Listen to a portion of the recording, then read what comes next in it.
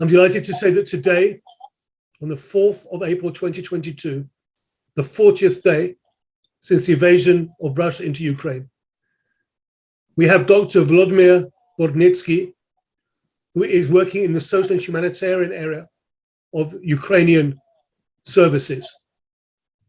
And we are hoping that this will be the first of a weekly discussion and conversation where Dr. Bortnytskyi will be able to give us insights into the situation in Ukraine from his perspective.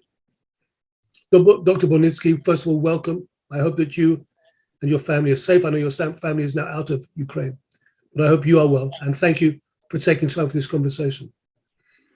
Thank you very much for you too. I would like to say that with my family, everything is okay. It is safe, and we are prolonging our work here in Kyiv city in Ukraine, and trying to make everything possible for the win of Ukrainian people in the war with Russian aggressor.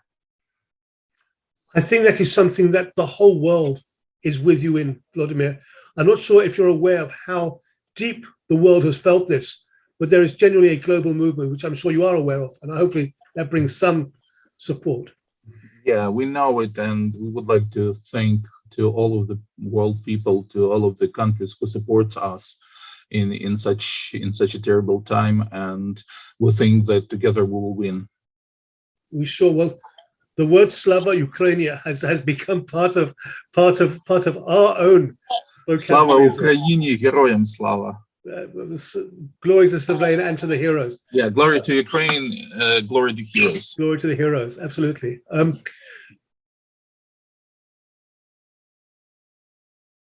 It's a time of flux. It's a time of change within the balance of power within this conflict. I'd like to ask you a few questions, and feel free to answer in whichever way you feel best.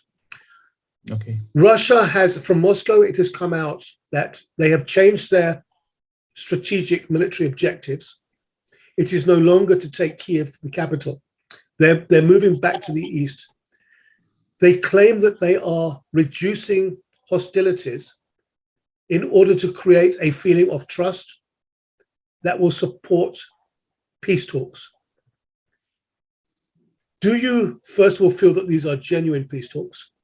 And if they are pulling back, do the people in the cities of Ukraine feel safer, or has the attacks lessened because of that? First of all, it is necessary to say that they had punched in the face in the north and the northeast region near the Kyiv, near the Chernigovs, and Sumy cities, and where they are fundamentally cut back, and their recent withdrawal of their troops from the territories of the mentioned regions as the process of buying time for troops to regroup, as well as for the transition their troops towards the Donbas region. We observe that Russian forces continue to consolidate and reorganize their strengths near the eastern part of Ukraine, with a focus on Donbas region, and we think that in the nearest future, Kremlin will focusing on Donbas region.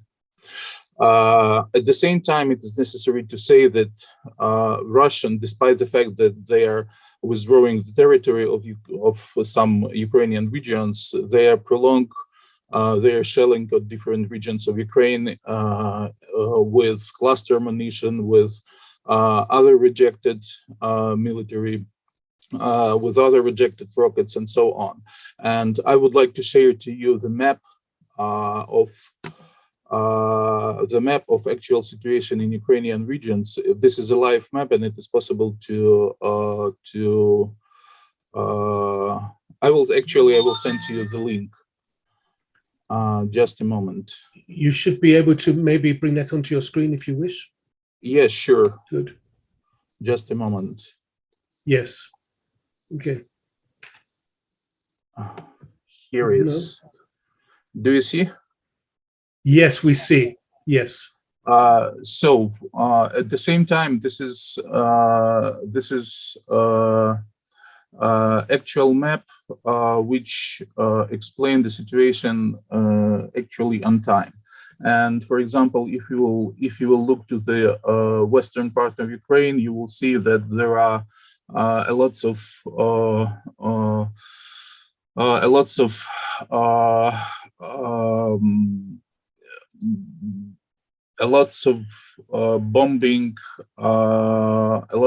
bombing, Yeah. Just a moment, jump to the map. At the same time, we see that living from the Kiev region, from the Chernihiv region, and from the Sumy region, they have sent their troops into the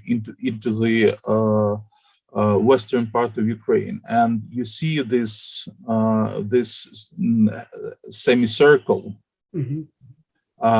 Where they trying to close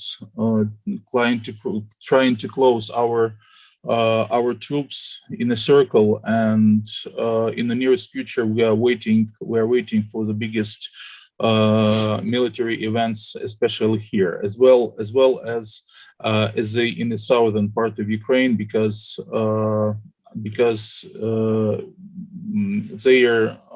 their task for today are the following. They would like to control this part of the territory of Ukraine, to have a water from the Dnieper River, and to have a land way to the Crimea.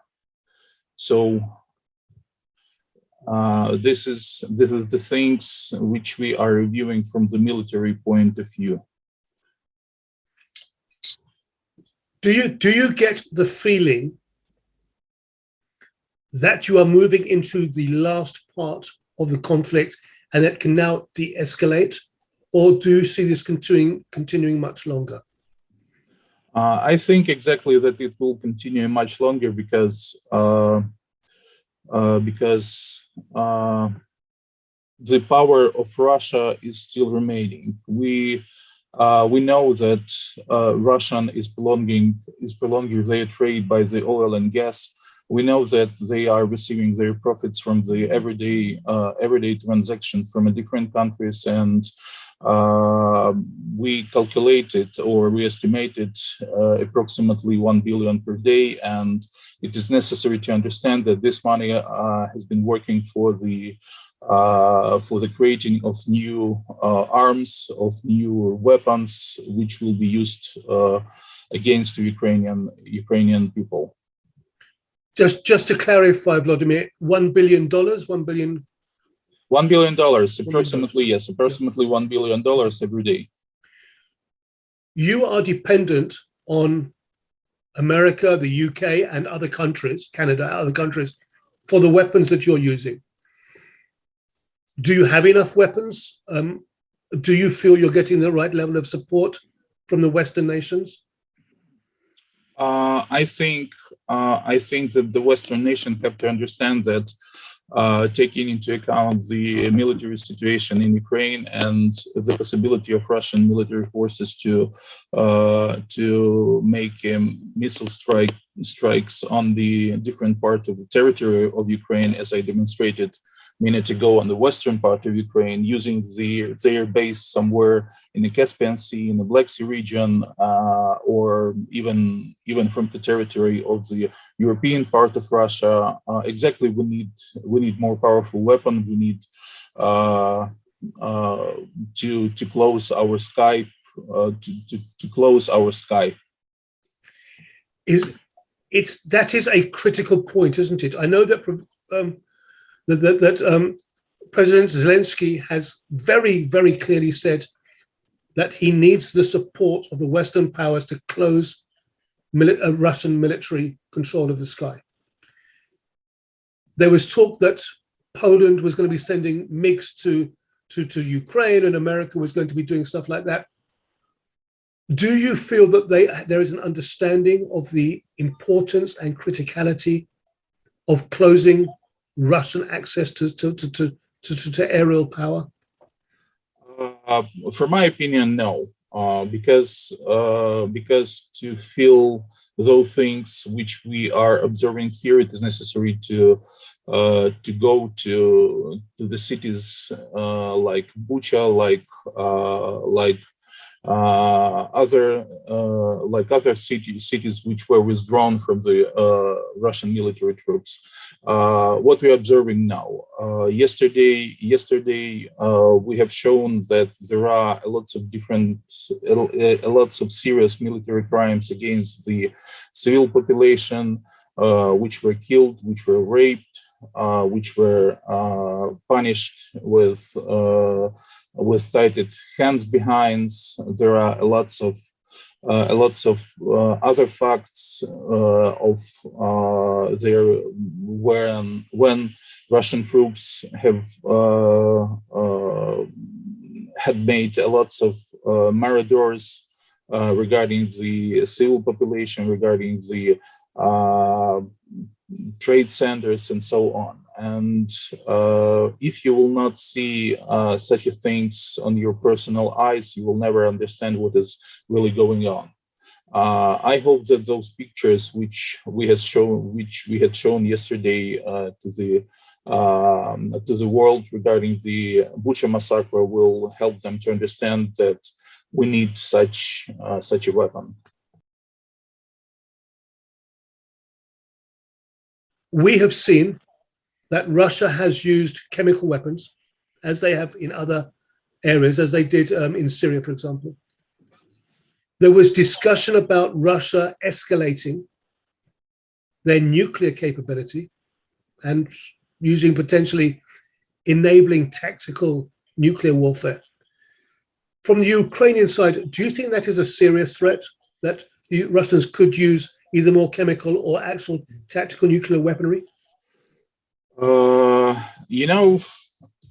It is very interesting. It is very interesting question, because taking into account the behavior of their president, there is no possibility to say yes or no. I think that this question is somewhere in a shadow, because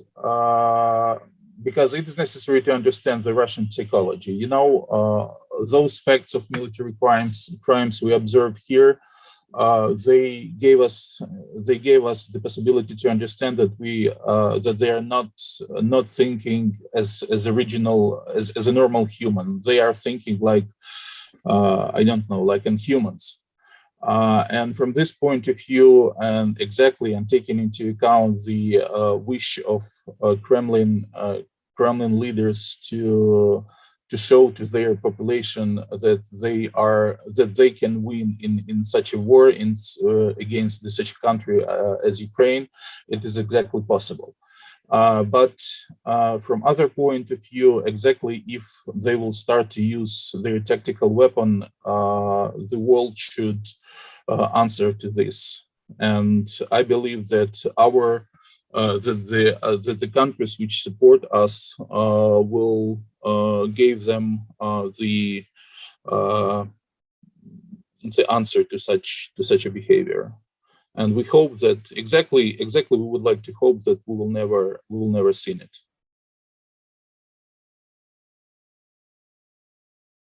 What is the morale of the general population in Ukraine as a whole? Do you still feel powerful? Do you still feel confident and strong? Exactly. We are united as a one man. We are united near our president. We are united near our leaders. We are fighting for our territory. We are fighting for our democracy. We are fighting for the other things which developed human civilization can bring to our lives. And comparing with the things Russian troops are making very, very unusual and ununderstandable things to to assess their behavior from their military behavior from the normal point of view. That's why we asked International Criminal Court to come here to Ukraine and some other international organization to participate in the processes of the investigations of their military crimes. Because in the beginning, or in the in the third decade of the 21st century, to imagine that something like that.